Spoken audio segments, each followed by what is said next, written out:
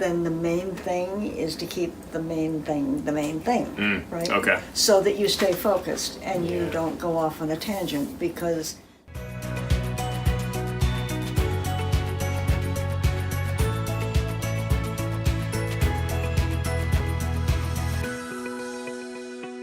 Hello, everybody. My name is Adam Cross, and I am a Catholic therapist in Southern California. And today I am with my supervisor through Still Point Family Resources. This is Esther Bleuel, and she's going to be talking today with us about assertiveness and how to have difficult conversations. So one of the questions that I think is pretty common is how do we have tough conversations, and also what does that look like? So kind of what does it look like to be assertive in a conversation? well, first of all, assertiveness is being forthright Mm-hmm. and direct and confident. Mm-hmm. And aggressive, which a lot of people use those words interchangeably, and they're Yeah. not. Aggression is about being hostile and forceful and offensive and at times even destructive. So with regard to having an actual conversation, two things to think about first. There's immediate and long term. So if the person's important to you, Mm-hmm. you need to protect the relationship Okay. as well as be clear and assertive so that you're both talking about the same thing and on the same page, so to speak.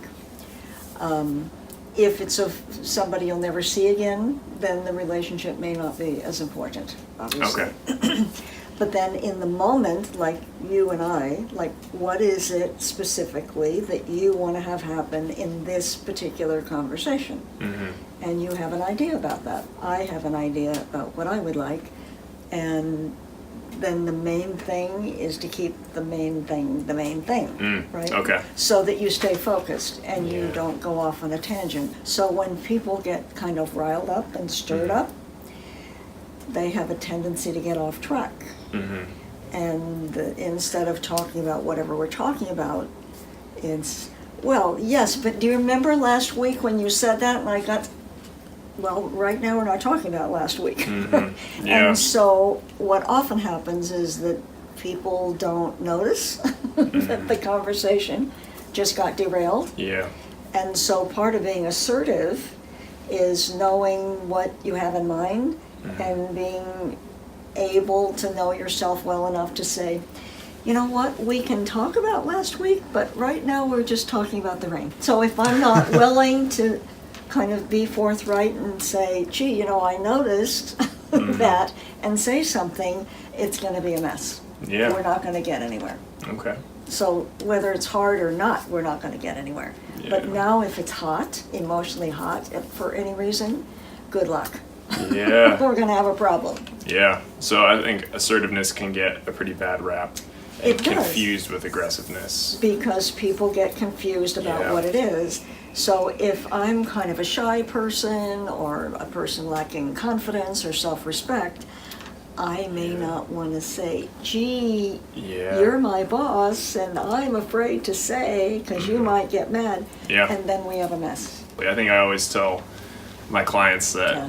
kind of the difference between aggressive and assertive is someone who's aggressive is expressing their needs, but they're doing it very disrespectfully Well- and even violently, maybe. And maybe selfishly, Yes. right? It's your needs instead of Yeah. mine, or mine instead of yours, right? If there are 3 cookies, you're going to take all 3. Yeah. So assertiveness is more of a collaborative. And it's being present, it's being yourself, Yeah. not trying to control or manage somebody else. We get in trouble when we try to manage and control and project and anticipate and assume what somebody else is thinking or doing or feeling. Yeah. So part of being assertive is being present and yourself, tell the truth, be Yeah. forthcoming, because you're not a mind reader, you don't know what I'm thinking. yeah. Right? And if you assume you know, then maybe you're right and maybe Yeah. you're not.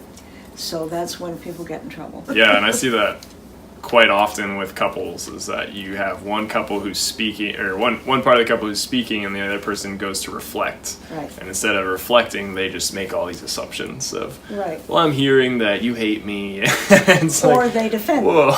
Or they Yes. defend. So Yeah. instead of responding to what they heard, even if Yeah. they did, if they don't like it, now they're going to explain why they did or didn't do whatever they did. Yeah. Like, and so it's not really a conversation. Mm-hmm. And so if you're not assertive, Mhm. you may assume or think that that was a criticism Yeah. instead of being able to say, you know, I don't know about that. That wasn't my experience, or Mhm. I didn't understand that, or I don't agree with Yeah. that, or so. But if you don't have some self-confidence and some sense of holding yourself in high regard, it's Mhm. pretty difficult to be assertive.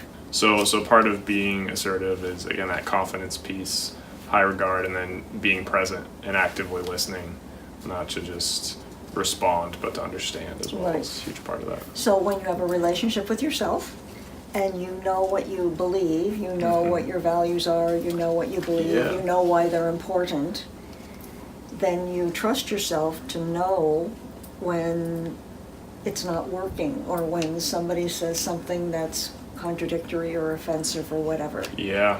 Like, many times you'll hear people really second guessing themselves. Well, okay, whatever you want is gonna be fine. Yeah. Instead of, actually, that's not fine with me, or how about this other thing? Mhm. So when you Yeah. get that sort of person who's agreeing too much or too easily, or deferring too much or accommodating too much and all that Yeah. stuff, you're kind of giving yourself up. Yeah. And you're not being assertive, you're not being self-respecting. Yeah. So that relationship with yourself is a big deal. So I guess the next question going off of that is why is assertiveness and having difficult conversations, why does that become so difficult for many people? Well, one of the great things about people is that they're all different. Yeah. So by definition, wherever you have people, you will have conflict. There's kind of a funny example of using an orange. Let's Mhm. say there's an orange, Yeah. and we want to share it. Mm-hmm. So, but I don't want you to just cut it in half.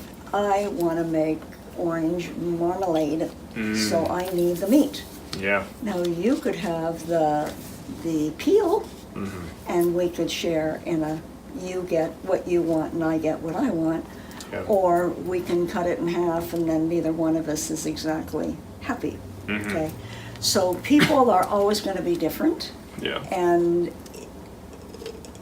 actually conflict and differences are an opportunity to learn.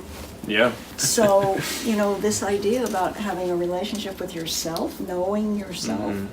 so that you hold yourself in high regard, Yeah. makes it possible to welcome Mhm. difference, because it's an opportunity. Being confident enough to be curious and learn is kind of a big deal, Yeah. but a lot of people don't. So, when we actually disagree about something that matters, Mm-hmm. Stephen Covey, who wrote 7 Habits of Highly Effective People, Mhm. has a rule that is really wise. And that is, seek first to understand. Okay. So once I understand whatever it is about you, then I can decide or think or feel or know or do whatever I want. Mm-hmm. But if I don't know what you're doing, Yeah. how am I going to do anything? Mm-hmm. What's going to happen? Yeah. Okay? So if you don't understand a situation, it's pretty difficult to make sense.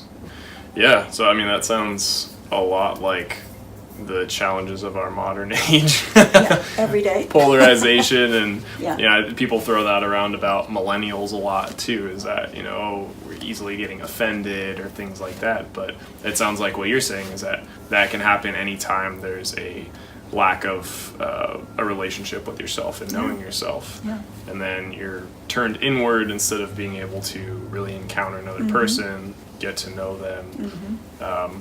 and then those conflicts are actually a challenge to grow instead of a fearful experience of, oh my gosh, my worldview is going to tumble in this. Well, if you think you know everything, then you have a different problem. Yeah, that's important, I think, because a lot of people think, oh, conflict is the worst thing that could ever happen. So I'll just tell you a little story, and that is that I did not have a great relationship with myself. I didn't really know what I believed or why any of it was important. And so I was very reactive because everything seemed kind of threatening and confusing or scary or overwhelming or what. So when I began to learn about conflict, just learned a little skill about seek first to understand before you try to do anything. Yeah. That was pretty interesting. Yeah. Because when you start by listening, first of all, you show respect. Second of all, you get information. Yeah. And when you have information, then you can decide what to do. So when we take time to both be talking about the same thing at the same time, we can get somewhere. Yeah. And we may decide we disagree. We may decide not to move forward. We can decide whatever we decide. But until we're both having the same conversation at the same time, we're not going to be able to make much sense. Yeah. Okay. So I'm hearing Exactly. that the meaning is very important Right. to be on the same page, to even be able to reflect that back to that person, to communicate to them that you And are you listening. wouldn't know that you got it right Yeah. unless I said, That's a good point, yeah. Because they can correct you and say, actually, partially right, but you missed this part.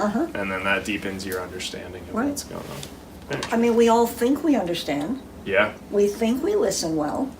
What I can tell you is it's very rare for people actually to reflect back accurately the entire meaning. And usually people leave out the feelings because the feelings are messy. When you leave that part off, you've left off a big piece.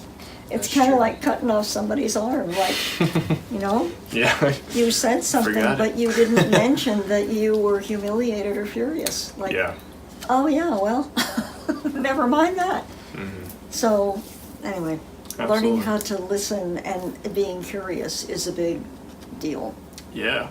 That curiosity piece I think is really important too, because when I started out in college, I used to really like to argue with people from high school and friends that didn't believe in God or were agnostics, and they like to throw all these things at me. And at first, I would react. I would just kind of like, oh yeah, well, but then after a couple years of realizing that was a terrible mess, I started asking questions and trying to understand where they were coming from, and that made a huge difference. So seek first to understand. Yeah. Where's this coming from? Where'd you get that idea? What's going on for you? What's this question about? Yeah, because there's people, who would say, well, I don't want to believe in a God who does this, this, and this. And if I can understand that that's how they view God, then it changed the whole conversation. Then you can respond to that. Yes. Instead of just being mad. Looking back at that conflict, I now say, wow, that really challenged me to grow, and it was overall a very positive experience. Even in the moment, I was like, ugh, I don't know the answer. I don't know how to respond to this. This is frustrating, or I feel like I need to go out and do more research or learn more. Looking back, I'm like, well, if I didn't have those conflicts, I don't know where I would be, if I wasn't able to have those conversations. The other thing that occurs to me to say is that lots of people are intelligent. They know stuff. Yeah.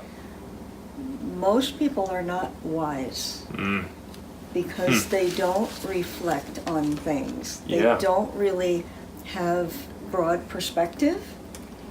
Lots of people have a life that's or a belief or a way of thinking that's quite narrow. Like, I only listen to CNN or Fox, or I only read, this Bible, or I only go to that church, or and that's, the world's bigger than that. And if you don't have perspective, one of the things that you learn when you study philosophy is this idea about what would you do if everybody had a bag over their head and you didn't know who was listening? Would you still say the same thing? Yeah. Right? And so when you don't have a perspective about, Yeah. not everybody goes to church every Sunday, and not everybody's a Christian, and how come? Yeah. And if you're not, well, then what? So the ability to have perspective, and then the ability to reflect on, let's say you get aggravated when somebody asks you a question and was aggressive instead of assertive, and you got offended. And let's say you get through that conversation, but let's say you never thought about, was that really helpful, the way I responded? Like, was that really? Yeah. So then you get to be wiser and smarter and more effective because you looked at your part about how that interaction went or not. Yeah, so learning from your experiences and failures. And having perspective. Yeah. What would be some tools that we could use for having healthy conflicts, and kind of what would that look like? One of the primary rules about dealing with conflict is to slow things down. Okay. Why? Because reaction is to act without thinking. So if I've already punched you before I really thought about the fact that you're my next door neighbor, that may not be good, right? So, and everybody has kind of heard about tell little kids to count to 10, sit on a chair and so forth. That's so that the person can calm down. And actually the body gets riled up, and there actually is what happens in the body when you get really, really hot, there is kind of the blood sort of boils, and there is a point of no return where you really, your brain is not able to think clearly anymore. So you always want to solve conflict or problem at the lowest level, and you want to slow down so that you, and by definition, the other person's going to have time to think, probably going to do better. One of the secrets is most people like to talk. Most people like to talk about themselves because they think what they think on purpose, and so it's important to them. So most people do not listen well or accurately because they're busy arguing, deciding whether they agree with you or not, fighting with you, maybe having feelings about what you're saying, and so you're not really even being understood. So back to basics, seek first to understand. So there's a reason to let another person go first, if you will. Okay. Because you show respect. Yeah. You get information. And now we can see what to do about it. And so now, when it's my turn to talk, chances are much better that you might actually listen to me. Because you're not so busy thinking about what you want to say. Right? Okay. So that's a little trick. So the skill is seek first to understand. However, there's a reason why when you let the other person go first, it's going to go better. Okay. For a whole bunch of reasons. Yeah. So that's a really good tip then, is being able to kind of give them the floor first so that they can not be so focused on how they're going to respond. Correct. And you're able to reflect back and even model to them like, hey, I'm listening to you, and now when you're done and we understand that, then you will hopefully listen to me. And you don't even have to say that. It just happens. Yes. Because now they've gotten to say whatever they want to say. Yeah. And when you really do that and you let the person finish, like you talked for quite a bit about that because it's a pretty complicated subject. So I learned a lot and heard a lot about that. And had some questions. And it's like, okay, that's good. I get that. Okay. Now I can say, gee, what about this? What about that? That doesn't make sense, whatever. I think that's great. So, but now you're more likely to hear me. Mm-hmm. We're more likely to actually have a conversation because you got to say what you wanted to say. Mm-hmm. I got to learn something. Yeah. Now you're not so worried about me listening to you. Mm-hmm. Yeah. Now we're more likely to actually engage. Yeah.